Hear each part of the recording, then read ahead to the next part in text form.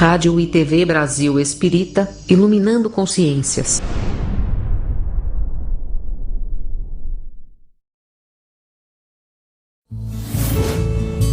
A Rádio e a TV Brasil Espírita apresentam Mãos Amigas. Boa noite, pessoal, queridos ouvintes. É com muita alegria que nós estamos dando início à realização do programa Mãos Amigas. Mais um programa realizado aqui através da Rádio Brasil Espírita. E para quem não me conhece, meu nome é Laura Lins e estarei aqui no comando junto com vocês do programa Mãos Amigas. E aqui nós vamos ter diálogos, exposições, entrevistas e outros, com uma pegada bem jovem. Além de que você mesmo, que está nos ouvindo e nos assistindo, também poderão interagir conosco, postando comentários no YouTube, contribuições referente à doutrina espírita, enviar perguntas, dúvidas, sugestão de convidados e de temas que querem ver por aqui, através das nossas redes sociais. Temos lá o Instagram com @Rádio Brasil Espírita e também o Facebook Rádio Brasil Espírita. Então corre lá, já deixa a sua mensagem para que no próximo programa ela já possa estar aqui aparecendo. E também a sua sugestão. Para você que não conhece, a Rádio Espírita Brasil é uma rádio que tem o intuito, o despertar de consciências, de levar os ensinamentos do Cristo a todos, começando por nós que trabalhamos aqui. E hoje, no nosso querido piloto, o primeiro episódio do programa Mãos Amigas, vamos abordar uma temática muito bacana, que é sobre família. Mais especificamente sobre os novos arranjos familiares.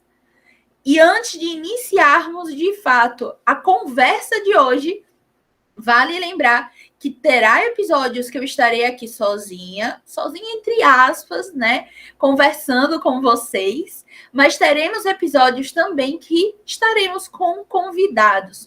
Por isso a importância da sugestão de vocês e a participação de vocês. Bom, para iniciarmos essa temática dos novos arranjos familiares, vamos primeiro imaginar. Então, vamos agora fechar os nossos olhos e pensar. Imagina que você está em um lugar onde o bem, ele prevaleça sobre o mal. Onde as doenças, elas irão cessar. Onde as dores vão se acalmar. Agora você pode abrir os olhos. Viver em um planeta de regeneração é algo que todos nós queremos. Eu também quero. Mas para isso nós precisamos fazer um caminho reverso. Ou seja, pensar no que e como nós devemos fazer para chegar nessa tão sonhada regeneração. E para começar, esse é um processo coletivo que depende da sociedade deste planeta para acontecer. Mas mudar uma sociedade inteira é muito, muito difícil. Por isso, nós vamos para um núcleo menor. O grupo de pessoas que formam cada país. Ali há um pouco mais de similaridades, ainda que seja apenas no nosso idioma. Mas, mesmo assim, ainda continua sendo um processo difícil, certo? As coisas elas começam a ficar um pouco mais claras quando nós passamos para outro pequeno núcleo, que vive ali naquelas cidades, naqueles estados, nos países. Adivinha? Isso mesmo, a família. E Emmanuel, nosso querido Emmanuel, é muito claro em sua mensagem no livro Vida e Sexo, quando diz que de todas essas associações existentes na Terra, naturalmente, a humanidade, nenhuma delas, talvez, é mais importante em sua função educadora e regenerativa do que a constituição da família. Eu poderia ficar aqui falando um pouco mais sobre o significado da família voltado para a sociologia, mas nós já costumamos ouvir e ver um pouco disso. Apenas recordar que para a sociologia, a família, ela é compreendida também como a primeira instituição responsável pela socialização dos indivíduos. Mas vamos adentrar um pouco mais sobre a família. Vamos então falar sobre o ponto da família e a sociedade patriarcal. Para entender esse conceito de família, é necessário perceber que os povos antigos, eles davam um valor muito menor para essa individualidade. Os indivíduos, eles organizavam-se em grupos, tanto é que eram conhecidos como os clãs, estados, famílias e dentre outros. E essa mentalidade, ela permaneceu desde então até o fim da Idade Média. Somente a partir dessa modernidade que se tornou muito mais possível pensar no indivíduo desvinculado do seu grupo familiar. E aí nós passamos para outro tópico, que é o tópico da família espírita. Aqui nós vamos recordar do livro Celeiro de Bênçãos, da nossa querida Joana de Ângeles, através da psicografia do médium Divaldo Pereira Franco, quando nos diz que somente reduzido o número de pessoas se prepara convenientemente antes de intentar o consórcio matrimonial, a ausência desse cuidado, que quase sempre ocasiona desastres imediatos de consequências lamentáveis. Esse trecho da nossa querida benfeitora Joana de Ângeles nos mostra uma percepção de que nós não somos, em geral, educados para essa construção da família. Digo ainda mais, que nós não estamos instrumentalizados para a vida em parceria com o outro, seja um parceiro afetivo ou conjugal. Então, a nossa proposta aqui é a de buscar estruturar caminhos para uma reflexão e não de normatização sobre as famílias e as parcerias afetivas. Então, nós pedimos para que já agora, de antemão, coloque nos comentários, nas redes sociais, o que para você é família. Como você entende a família. E agora, nesse exato momento, nós vamos para uma parte importante da nossa temática de hoje, que são os novos arranjos. E, gente, não é simples a busca por esse conceito, né, ou a ideia, ou até mesmo a definição de família.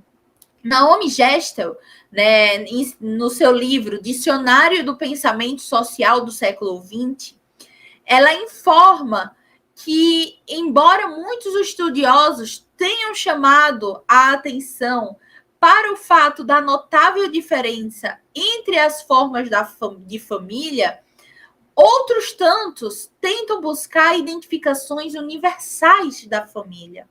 Escreve ainda que o antropólogo George Murdoch, em 1949, após analisar cerca de 500 organizações sociais, afirmou que a família era um grupo social caracterizado pela residência, a cooperação econômica e a reprodução.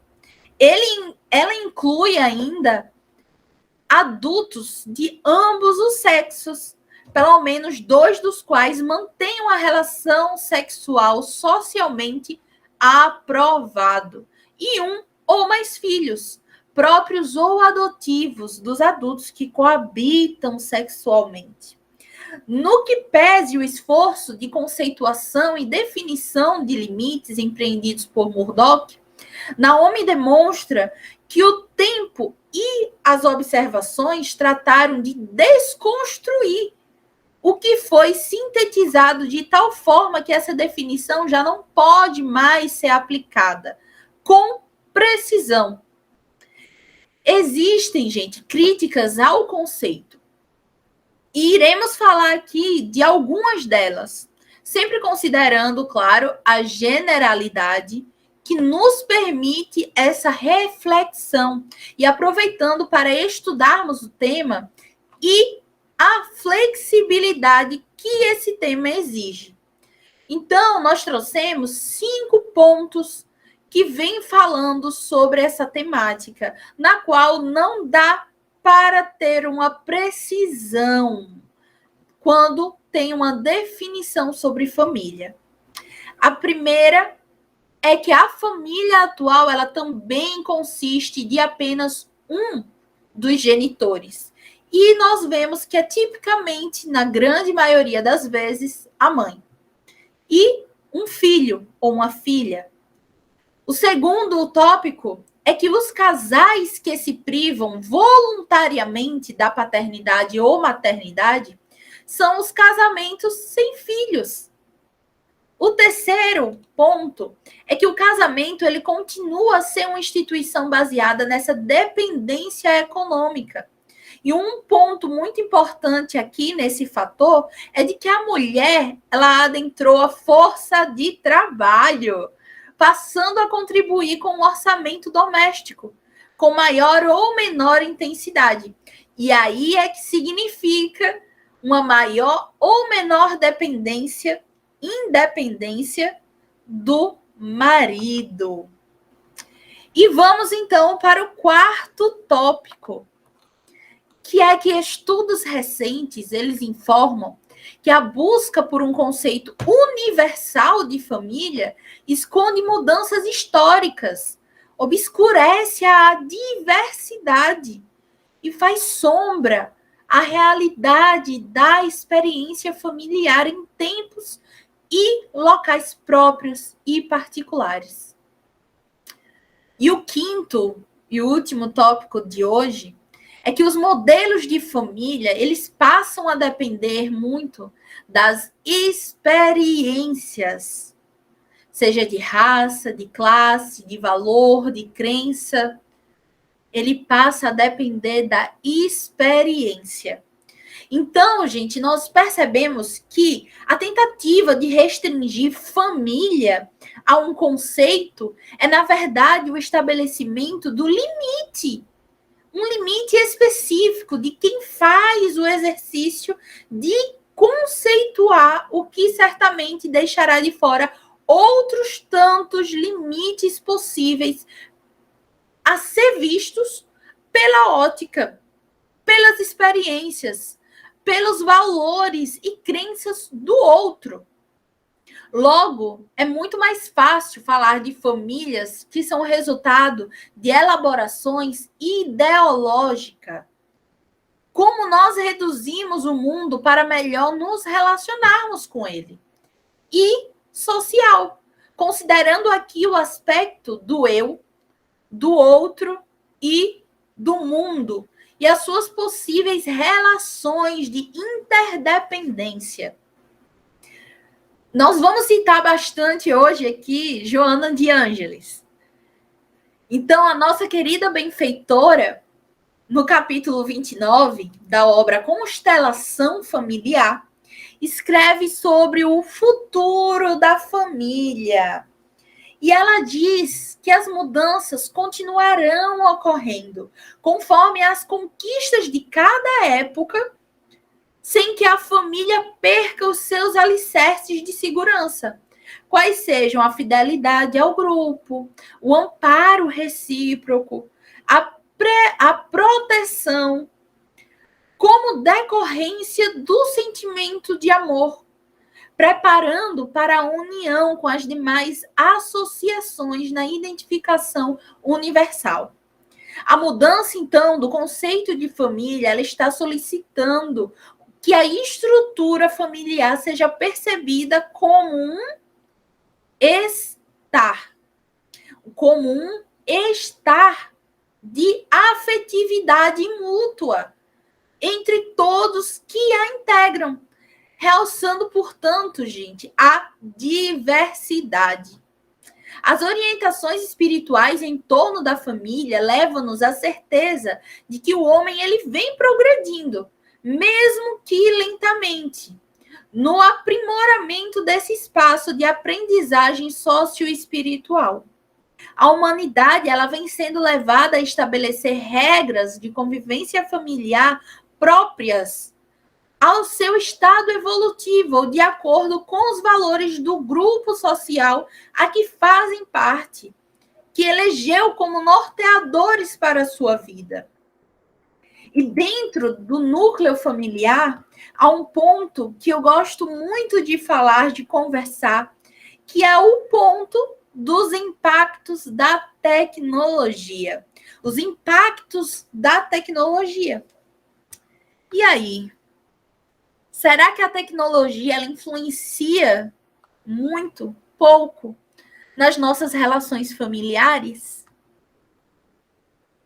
E aí nós vamos lembrar que é muito comentado sobre esse impacto que a tecnologia ela causou na vida diária das pessoas e da coletividade. Entretanto, tem poucas oportunidades de visualizar de forma mais objetiva ou até mesmo quantitativa sobre essas mudanças. E todas essas mudanças, sejam elas provocadas por um fenômeno tecnológico, social ou econômico, causam mudanças nas relações familiares. Ou, em outras palavras, causam impacto na dimensão do companheirismo. O tempo de dedicação dos membros da família e dos parceiros do casal à televisão e agora, né, as redes sociais, através dos smartphones, afeta a produtividade, afeta a intensidade e a qualidade das suas relações. Se nós considerarmos, aqui um exemplo, se nós considerarmos que um casal adulto e produtivo, que possui emprego, que em média solicita 9 horas de trabalho por dia, e ainda tem mais 2 horas em média de transporte, nós já vemos que foram consumidas 11 horas do nosso dia.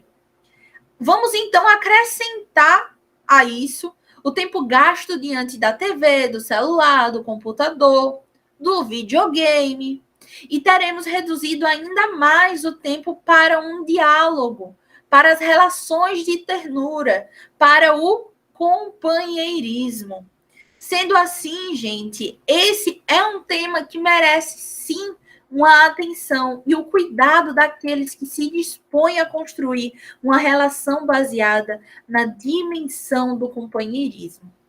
Sobre esse tema, os espíritos, eles também nos chamam a atenção e apontam algumas questões. Como eu havia dito, nossa querida Joana de Ângeles, em Constelação Familiar, ela escreve que as comunicações virtuais que isolam nos lares as pessoas, afastando-as da convivência salutar como uma medida de precaução contra problemas que, no entanto, muitas vezes são gerados através da internet, mediante vinculações perigosas que têm gerado graves desastres emocionais em muitos dos seus aficionados.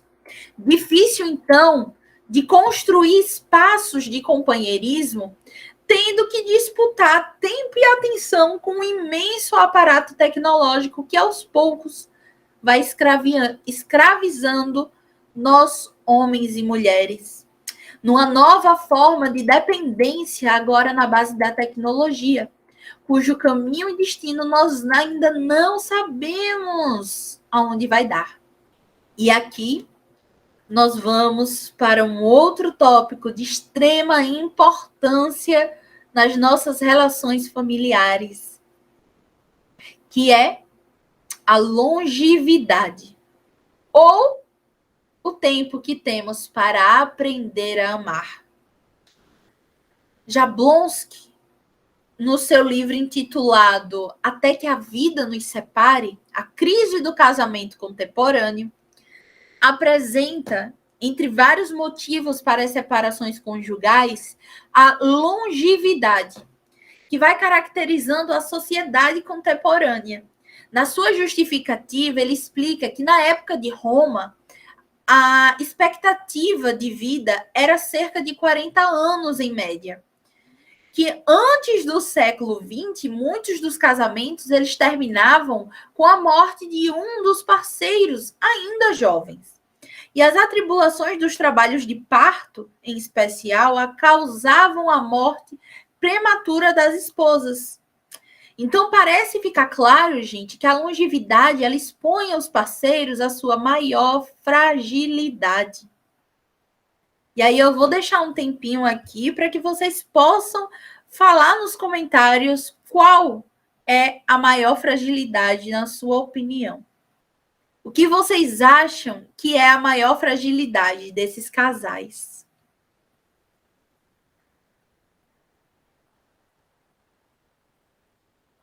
Agora eu vou dizer, vocês já colocaram, já deu tempo, colocar nos comentários.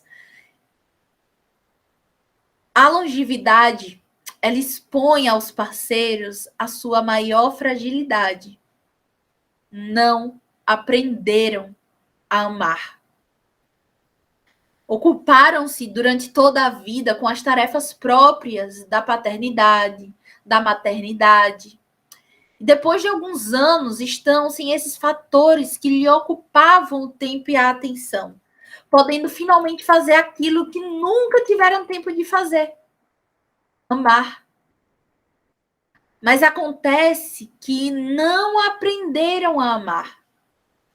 Aprender a amar é um convite que solicita tempo de aprendizagem, foco no planejamento e persistência no cotidiano. Tem uma obra intitulada O Amor, que eu não me recordo agora o sobrenome do autor, mas o primeiro nome que eu me recordo é André, obra O Amor, de 2011. Ela nos apresenta uma interessante reflexão sobre o amor, onde é possível ter 3 etapas, desde o amor mais rudimentar ao amor como uma virtude. E o autor, ele aponta esses 3 níveis possíveis para aprender-se a amar. O primeiro nível é o da... Garoto!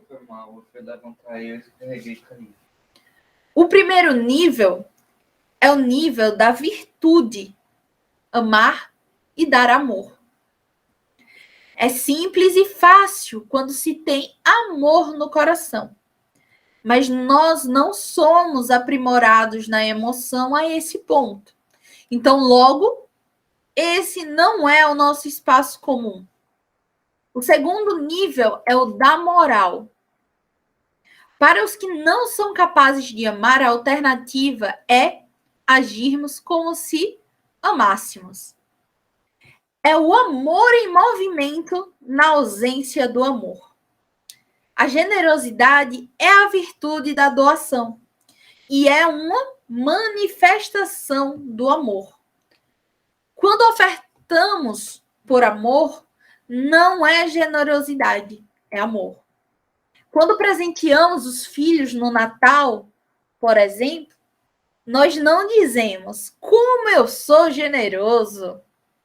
Normalmente falamos como eu os amo. A virtude, ela está em ofertar a quem eu não amo. A isso nós chamamos de moral. Fazer o que devemos fazer. A moral é a aparência do amor. E o terceiro nível que ele traz é o nível do respeito. O melhor é amar. Se não conseguir, seja então generoso. Se ainda estiver longe, seja polido. Respeite o direito do outro. A gratidão é uma virtude moral. Mas se não é capaz de sentir gratidão, aprenda então a dizer um muito obrigado. A polidez e o direito são a aparência da moral. Então, o tipo de família, ela se torna irrelevante quando estamos focados em sermos pessoas melhores, em sermos um casal melhor. Um casal que opta, por exemplo, por não ter filhos, ele pode ser muito útil para o mundo, dedicando a sua vida a um projeto em apoio à sociedade. Pais separados podem oferecer amor, cuidado e educação para os seus filhos, sem que essa distância destrua os seus vínculos.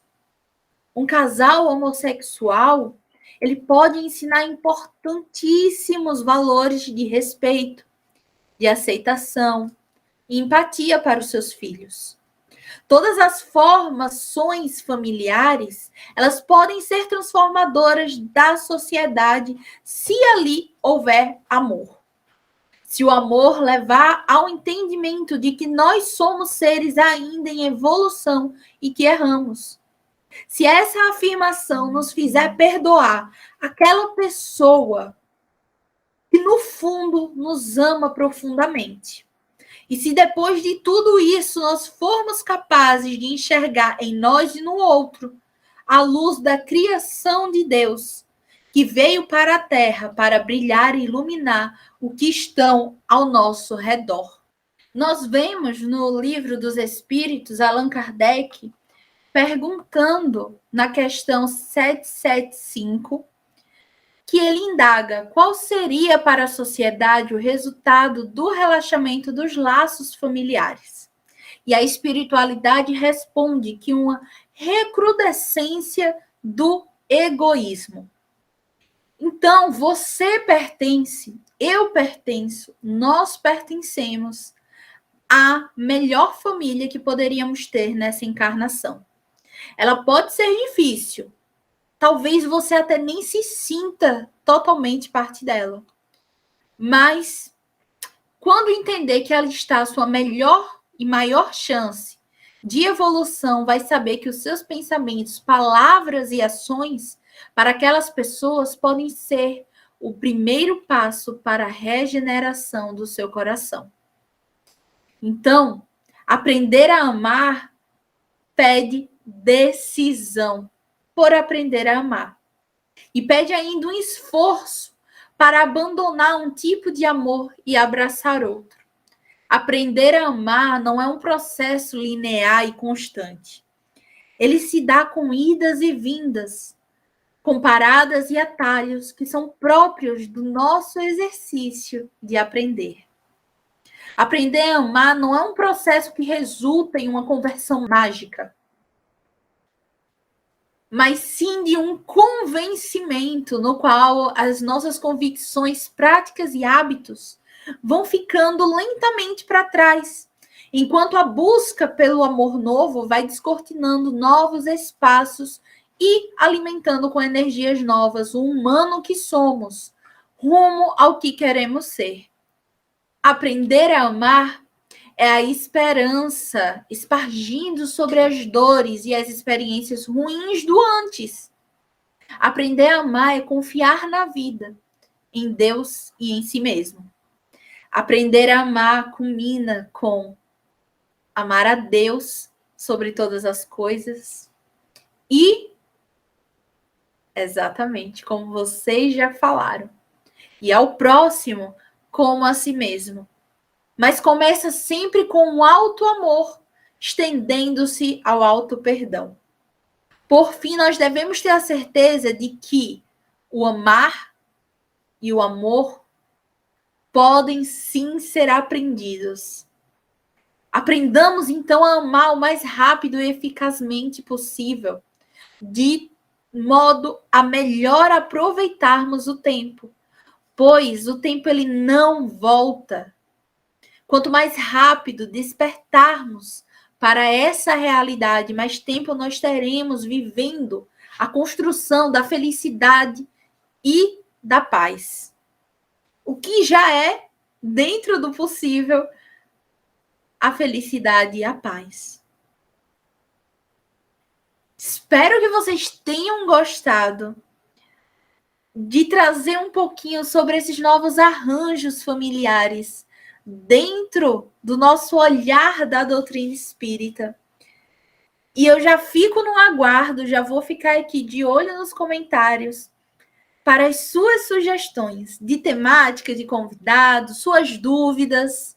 Talvez é uma pergunta que faça o nosso próximo episódio completo. Então, nós já vamos nos despedindo por aqui. Agradecer a você que está nos ouvindo e vendo, nos assistindo na noite de hoje. Agradecer também pela oportunidade aqui na Rádio Brasil Espírita, por esse espaço maravilhoso. E temos que lembrar vocês que ainda vem muito, mas muita coisa bacana ao longo desse nosso querido programa. Então, que nós fiquemos com nosso querido Jesus, iluminando as nossas vidas. E até o próximo programa. Lembrando, deixa aqui o teu comentário para que eu possa estar aqui, dando uma olhadinha. Aproveita e segue também a gente nas redes sociais.